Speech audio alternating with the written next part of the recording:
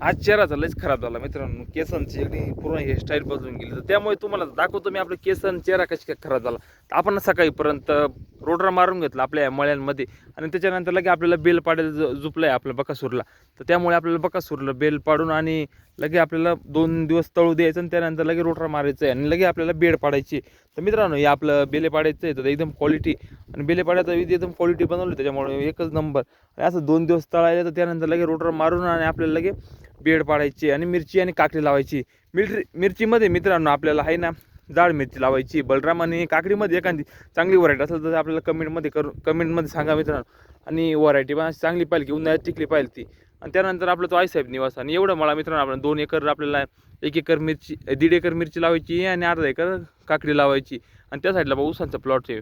एकदम ऊस पण चांगल्या पद्धतीने फुटवा झाला आहे त्यांचा एकदम क्वालिटीचा. आणि तुमचा कळवंत शेतकरी म्हणजे ब्लॉग असं याच्यासाठी टाकतो की नवीन शेतकरी आता नवीन शेतकरी त्यांना आता काही माहीत नाही शेतीमधलं इकडे तिकडे. त्याच्यामुळे आपल्याला ते कोणत्या पिकावर काय रोग आहे त्याच्यामुळे कोणतं औषध वापरतं त्याच्यामुळे आपण हे ब्लॉग टाकत राहतो. तेवढं आपल्याला एकदम सपोर्ट करा आणि आपल्या यूट्यूब चॅनलला बी सबस्क्राईब करायला विसरू नका. लाईक कमेंट आणि बेल आयकन वाजवा आणि इंस्टाला पण फॉलो करा मित्रांनो. 10K फॉलोअर तरी झाले पाहिजे आपले 10,000.